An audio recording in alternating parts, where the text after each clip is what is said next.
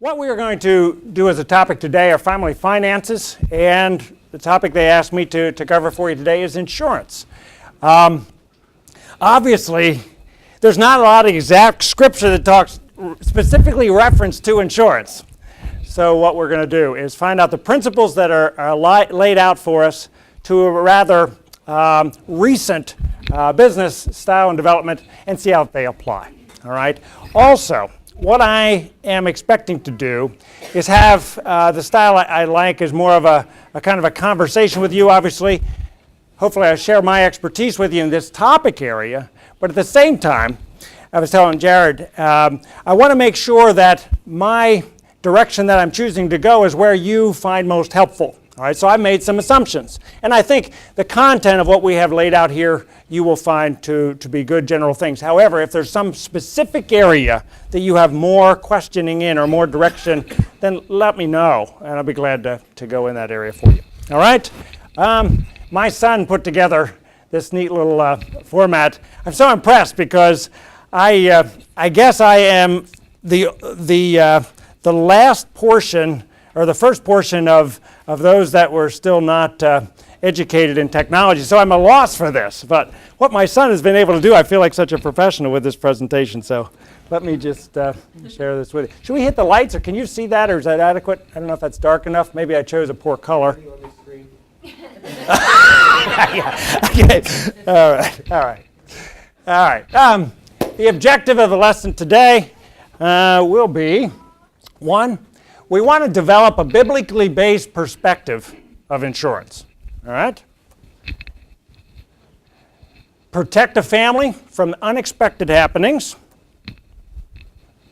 And look at methods to avoid consequences of a life that's too short or a life that's too long. All right?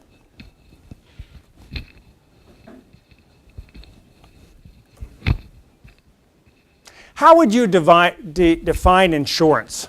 What do you, and maybe this will give me some insight as to what you're going to connect with these aspects today. What, go ahead, Chuck. In a nutshell, maybe just as one thing, protection from the unexpected. Okay. All right, very general. Anything else? Any more specific? Or something you would? Your family if you die. Okay, all right. So certainly death is an issue there. How do you determine what amounts and the kinds to carry, if I ask you? Again, about whatever kind of insurance you're geared towards, but how do you go about, what factors do you use in determining some of those things?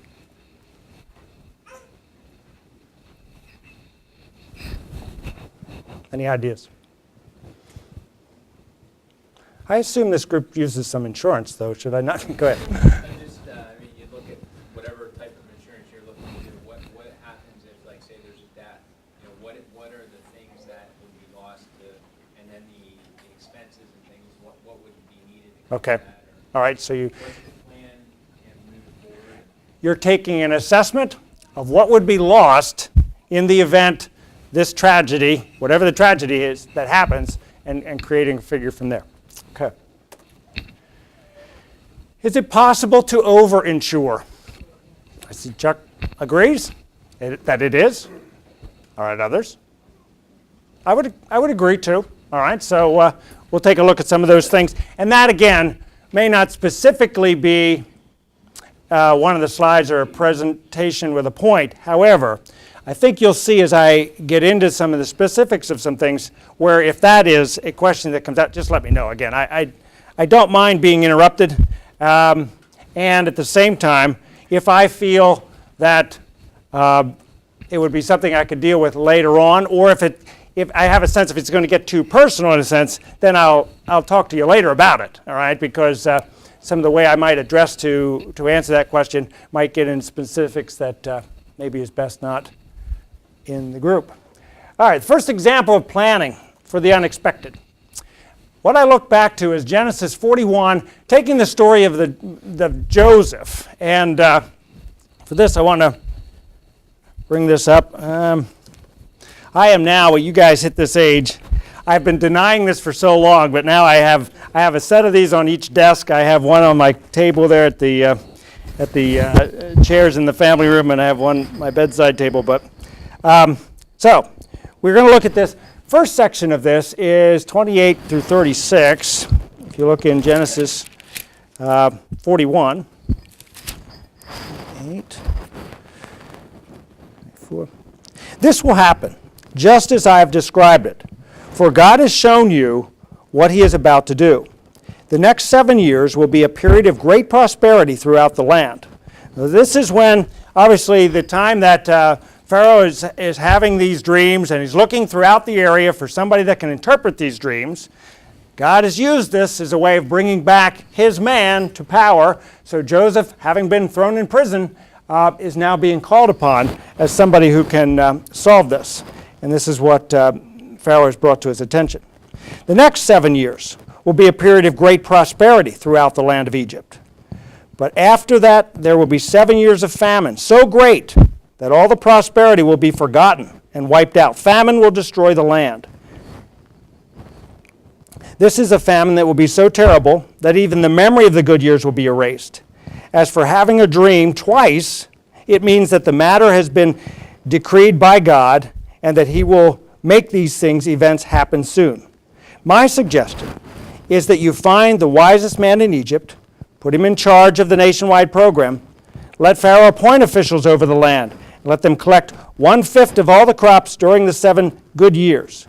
Have them gather all the food and grain for those years into royal storehouses, store it away so there will be food in the cities.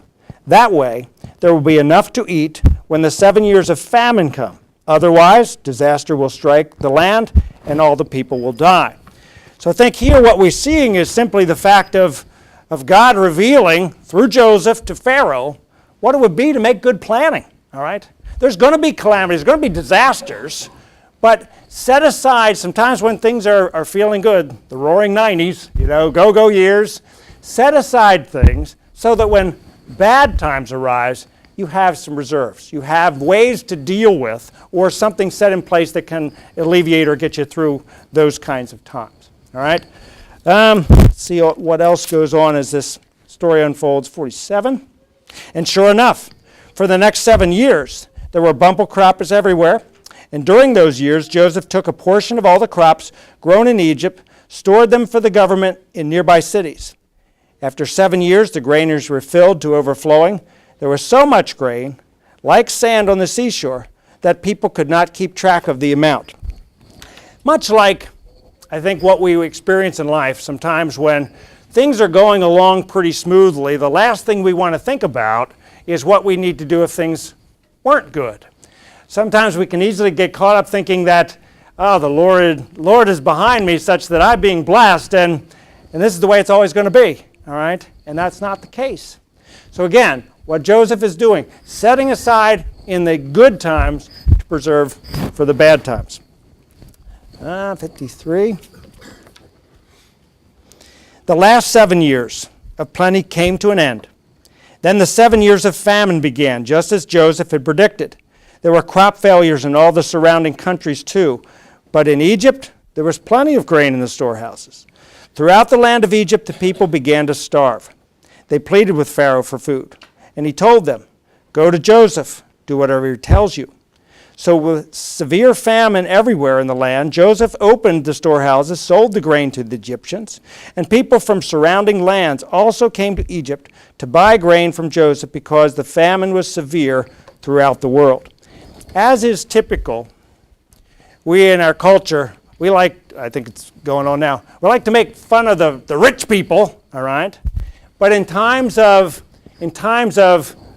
severe need, suddenly, as other scripture talks about, those who have will, be asked and called upon for others for assistance there. So I think that's the kind of thing we're seeing here. But it's all because Joseph had the foresight to know to plan ahead for those circumstances. And I think that's the beginning of what we see the whole principle, the premise, that this concept of insurance is built on, all right, from this example here.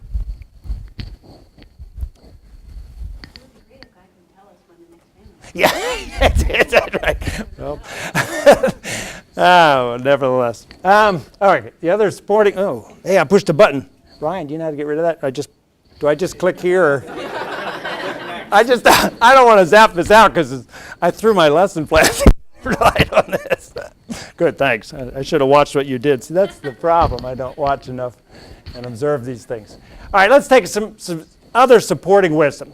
Proverbs 22:3 tells us that a prudent person foresees danger ahead, takes precautions.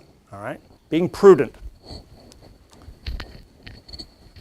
Proverbs 27:12, the simpleton goes blindly on and suffers consequences. So again, the kind of guy that, or gal, that just essentially says, oh, it's not going to happen to me. You know, that doesn't need to be dealt with. I just have too much going on right now. It's a simpleton. Proverbs 30:25, ants, they are strong, but they store up food for the winter. They aren't strong. Now, again, from, the Discovery Channel that one of our boys likes to watch, I know that the ant is a very strong animal based upon the size of the animal that it is. However, it is, I think what we're using here as the author of Proverbs, ants are so tiny, but they look weak. But they know the importance. And there is a great community that's doing it. You ever watch it? They're just, he's gone, and carrying these little things on their backs. That is the mission, and they work towards that. They know the principles, setting aside. Pardon? Yeah, I know. Or maybe it was a bad example for Kurt. But